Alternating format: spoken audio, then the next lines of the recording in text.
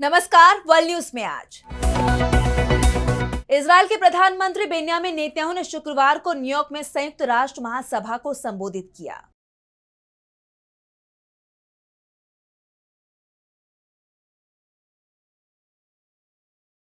इस संबोधन के दौरान दो बड़ी घटनाएं हुई। एक तो नेतन्याहू जब भाषण देने पहुंचे तो 50 देशों के 100 डिप्लोमेट्स हॉल से बाहर चले गए, यानी लगभग खाली कुर्सियों को नेतन्याहू ने संबोधित किया। इधर इजरायली सेना ने एक अभियान छेड़कर गजा के लोगों के मोबाइल फोन अपने कब्जे में लिए ताकि संयुक्त राष्ट्र से नेतन्याहू के भाषण का सीधा प्रसारण किया जा सके।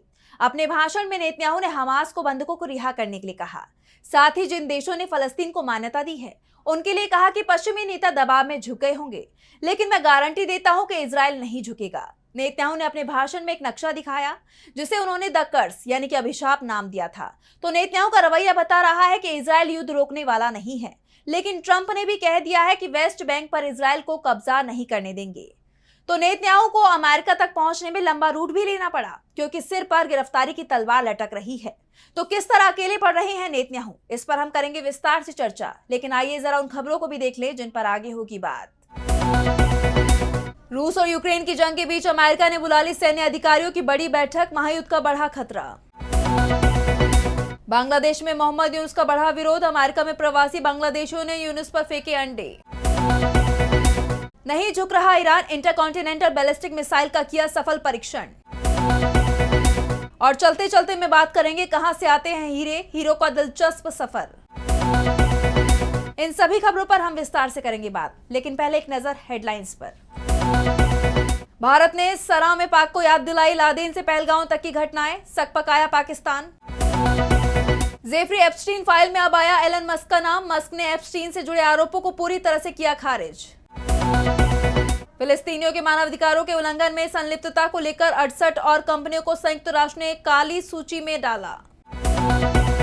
कोलंबिया के राष्ट्रपति गुस्तावो पेट्रो का वीजा अमेरिका ने किया रद्द। और जापान के टोयोको में सिर्फ 2 घंटे देख पाएंगे स्मार्टफोन, नगरपालिका ने तय किया डेली स्क्रीन टाइम। इजराइल के प्रधानमंत्री बेन्यामिन नेतन्याहू ने शुक्रवार को न्यूयॉर्क में संयुक्त राष्ट्र महासभा को संबोधित किया है। इस दौरान दो बड़ी घटनाएं हुई। एक तो नेतन्याहू जब भाषण देने पहुंचे तो 50 देशों के 100 डिप्लोमेट्स हॉल से बाहर चले गए। वॉकआउट करने वाले देशों में ब्रिटेन, फ्रांस, कनाडा, ऑस्ट्रेलिया सहित वो देश शामिल थे जिन्होंने हाल ही में फलस्तीन को मान्यता दी है। अमेरिका और ब्रिटेन के प्रतिनिधि कक्ष में मौजूद रहे, लेकिन वरिष्ठ अधिकारियों की जगह जूनियर राजनयिक बैठे थे, यानी लगभग खाली कुर्सियों को नेतन्याहू ने संबोधित किया। हालांकि गजा के लोगों तक नेतन्याहू की बात पहुंचे, इसका इंतजाम इजराइल की सेना ने किया। आईडीएफ ने एक अभियान छेड़कर गजा के लोगों के मोबाइल फोन अपने कब्जे में लिए ताकि संयुक्त राष्ट्र से नेतन्याहू के भाषण का सीधा प्रसारण किया जा सके। बेन्यामिन नेतन्याहू के ऑफिस ने एक्स पर लिखा कि एक अभूतपूर्व कार्रवाई में प्रधानमंत्री नेतन्याहू ने न्यूयॉर्क स्थित संयुक्त राष्ट्र भवन से लाइव प्रसारण में घोषणा की है कि आईडीएफ ने गजा निवासियों के फोन लिए हैं। अब उनके भाषण का इन फोन के जरिए सीधा प्रसारण किया जा रहा है। अपने संबोधन में नेतन्याहू ने कहा कि पश्चिमी नेता दबाव में झुक गए होंगे, लेकिन मैं गारंटी देता हूं कि इजराइल नहीं झुकेगा। नेतन्याहू ने अपने भाषण में एक नक्शा दिखाया जिसे उन्होंने द कर्स यानी कि अभिशाप नाम दिया था और बार बार यहूदी विरोध की ओर इशारा करते हुए कहा कि ये कभी खत्म नहीं होता। वो अपने आलोचकों पर अक्सर यहूदी विरोध का आरोप लगाते रहे हैं। नेतन्याहू ने कहा कि पिछले 1 साल में हालात बदल गए हैं। इजराइल ने अपने सभी दुश्मनों को खत्म कर दिया है। उन्होंने दावा किया कि इजराइल ने यमन में हूती, गजा में हमास, लेबनान में हिजबुल्लाह, सीरिया में असद और सबसे अहम ईरान के न्यूक्लियर प्रोग्राम को तबाह कर दिया। अपने भाषण में नेतन्याहू ने कहा कि ईरान का बैलिस्टिक मिसाइल और परमाणु प्रोग्राम सिर्फ इजराइल को खत्म करने के लिए नहीं है, बल्कि उसका मकसद अमेरिका को धमकाना और दुनिया भर के देशों पर दबाव बनाना भी है। नेतन्याहू ने कहा कि जब वो पिछली बार यूएन में खड़े हुए थे तब ईरान अपने परमाणु और मिसाइल कार्यक्रम को तेजी से आगे बढ़ा रहा था और उसके समर्थक हमास और हिजबुल्लाह इजराइल को लगातार निशाना बना रहे थे, लेकिन अब इजराइल इन खतरों को मिटा चुका है। नेतन्याहू ने कहा कि गजा युद्ध मिडिल ईस्ट में शांति लाएगा और इससे अब्राहम अकॉर्ड मजबूत होगा। इसके साथ ही उन्होंने कई पश्चिमी देशों की तरफ से फलस्तीन को देश की मान्यता देने का विरोध किया। उन्होंने 7 अक्टूबर 2023 के हमले की तुलना अमेरिका के 11 सितंबर 2001 के हमले से की। नेतन्याहू ने कहा कि यरूशलेम के पास फलस्तीन देश बनाना न्यूयॉर्क के पास अल-कायदा को राज्य देने जैसा है। उन्होंने आगे कहा कि गजा में हमास अभी भी खतरा है और उसे पूरी तरह खत्म करना बाकी है। अपने भाषण में नेतन्याहू ने हमास नेताओं से आत्मसमर्पण करने, अपने हथियार डालने और बंधकों को रिहा करने को कहा। बता दें कि नेतन्याहू के खिलाफ इंटरनेशनल क्रिमिनल कोर्ट का वारंट जारी है। ऐसे में यूएन में बैठक में शामिल होने के लिए रास्ता बदलकर नेतन्याहू 5 यूरोपीय देशों के एयर स्पेस से बचते हुए 600 किलोमीटर ज्यादा चलकर अमेरिका पहुंचे। ये पहली बार नहीं है जब नेतन्याहू ने ऐसी सावधानी बरती हो। जुलाई 2024 में भी उनकी एक उड़ान ने यूरोप के हवाई क्षेत्र से बचने के लिए लंबा रास्ता अपनाया था। तब संयुक्त राष्ट्र की विशेष प्रतिनिधि फ्रांसेस्का अल्बनेस ने इटली, फ्रांस और ग्रीस की आलोचना की थी। उन्होंने कहा था कि इन देशों ने आईसीसी के आरोपी को सुरक्षित रास्ता देकर गलती की।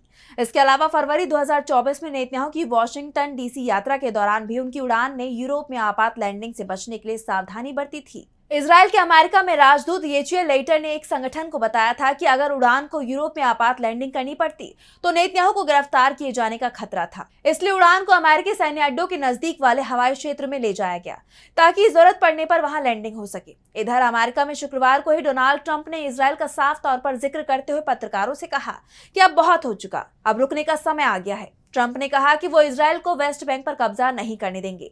बता दें कि अरब देशों का दबाव ट्रंप पर काफी बढ़ता जा रहा है और यही वजह है कि ट्रंप ने युद्ध रोकने की बात कही है। अब रुख करते हैं अगली खबर की तरफ। रूस और यूक्रेन के बीच पिछले काफी वक्त से जंग चल रही है। इस जंग ने कई घर तबाह कर दिए हैं। सबके जहन में एक ही सवाल है कि आखिर ये जंग कब खत्म होगी। लेकिन अब खबर आ रही है कि रूस यूक्रेन की जंग में नाटो और यूरोप की दिलचस्पी बढ़ती जा रही है, जिससे दुनिया के सामने बड़ा संकट खड़ा हो सकता है। सवाल उठ रहा है कि क्या महायुद्ध होने वाला है। इस बीच अमेरिका में एक बैठक होने वाली है। इस खुफिया बैठक ने इस सवाल को बेहद गंभीर बना दिया है। ये बैठक अमेरिकी सैन्य अधिकारियों की है जो बैठक में शामिल होने के लिए दुनिया भर से जुटेंगे।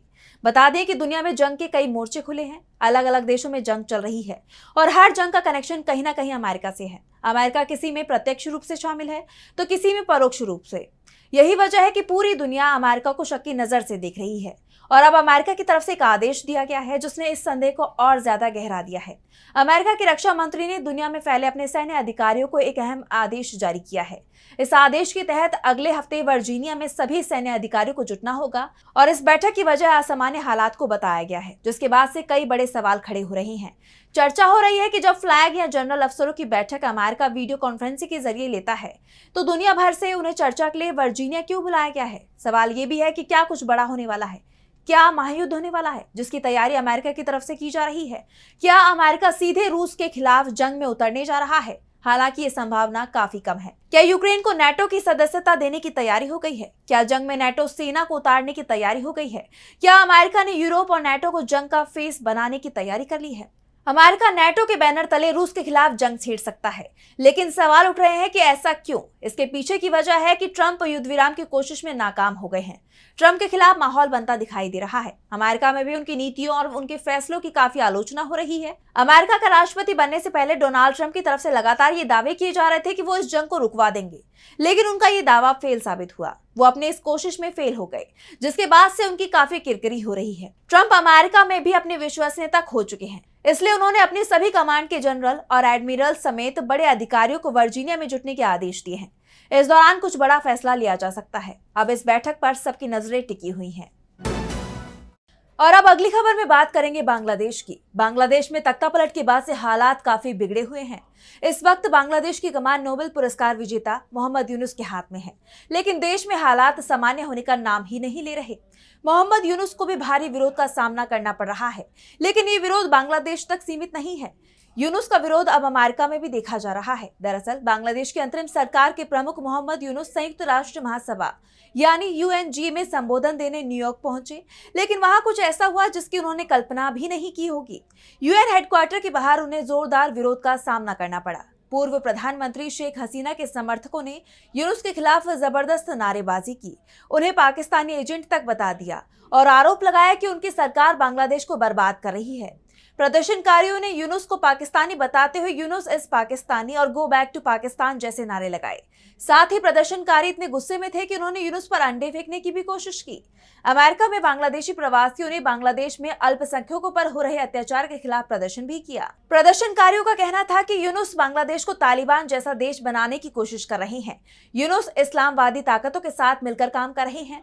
हम सिर्फ विरोध प्रदर्शन करने आए हैं ताकि बांग्लादेश में यूनुस की सत्ता खत्म हो और आम चुनाव हो सके। दरअसल इस तरह का विरोध और वो भी विदेशी धरती पर, ये यूनुस के लिए बड़ा झटका है। बांग्लादेश में काफी वक्त से चुनावों की मांग हो रही है, लेकिन यूनुस बार बार चुनाव टालते जा रहे हैं और अब जिस तरह उनका विरोध बढ़ता जा रहा है। हालांकि यूनुस ने अगले साल जनवरी फरवरी में चुनाव करवाने की बात कही थी, लेकिन उस दिशा में कोई तैयारी नजर नहीं आती, जिस वजह से बांग्लादेश उबल रहा है और विदेशों में रहने वाले बांग्लादेशी भी अपना पेशेंस खोते नजर आ रहे हैं। आपको याद होगा 5 अगस्त 2024 को बांग्लादेश में हिंसा के बाद तख्ता पलट हो गया था। पूर्व पीएम शेख हसीना को देश छोड़कर भागना पड़ा था, जिसके बाद से बांग्लादेश में अल्पसंख्यकों और खासकर हिंदुओं पर अत्याचार बढ़ाने का आरोप लगाया गया।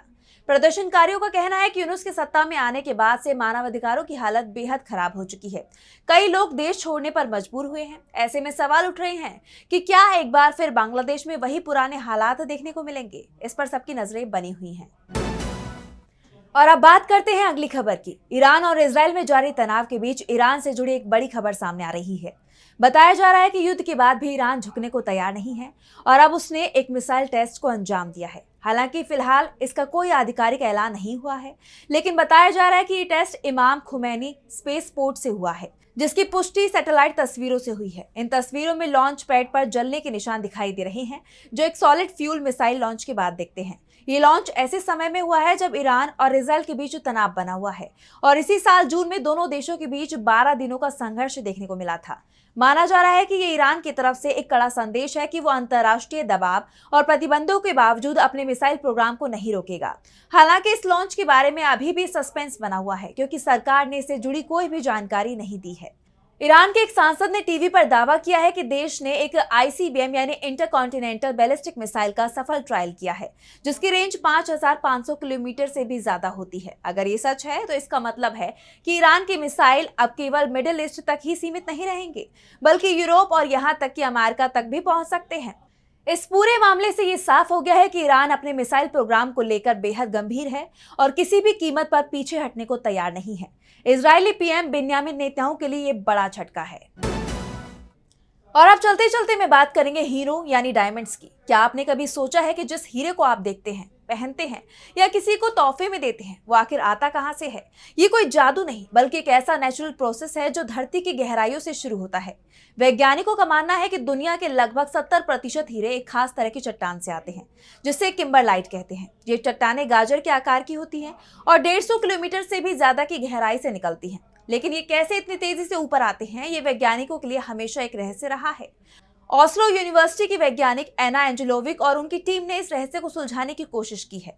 उन्होंने एक ऐसा मॉडल बनाया जो ये दिखाता है कि कार्बन डाइऑक्साइड और पानी जैसे तत्व, जिन्हें वोलेटाइल कहते हैं, किम्बरलाइट को ऊपर आने में मदद करते हैं। उनकी रिसर्च के मुताबिक ये चट्टानें 80 मील प्रति घंटे की रफ्तार से ऊपर आती हैं। ये रफ्तार ही सबसे खास बात है। अगर ये धीरे धीरे ऊपर आती तो तापमान और दबाव कम होने के कारण हीरे ग्रेफाइट में बदल जाते और हमें कभी नहीं मिल पाते। वैज्ञानिकों ने नई टेक्नोलॉजी की मदद से ये भी पता लगाया कि किम्बरलाइट के पिघले हुए पदार्थ यानी मैग्मा में CO2 और पानी कैसे काम करते हैं। पानी मैग्मा को पतला और बहने लायक बनाता है, जबकि CO2 गहरे दबाव में उसे स्थिर रखता है। लेकिन जैसे ही मैग्मा सतह के पास आता है, CO2 यानी कि कार्बन डाइऑक्साइड गैस बनकर बाहर निकलती है और एक जबरदस्त विस्फोट करती है। इस स्टडी से पहली बार ये पता चला है कि एक किम्बरलाइट विस्फोट के लिए कम से कम 8.2% CO2 की जरूरत होती है। यानी अगर CO2 ना हो तो हीरे धरती की गहराइयों में ही दबे रह जाएंगे। तो अगली बार जब आप किसी हीरे को देखें तो याद रखें कि ये सिर्फ एक पत्थर नहीं, बल्कि एक बहुत ही लंबी और रोमांचक यात्रा का नतीजा है।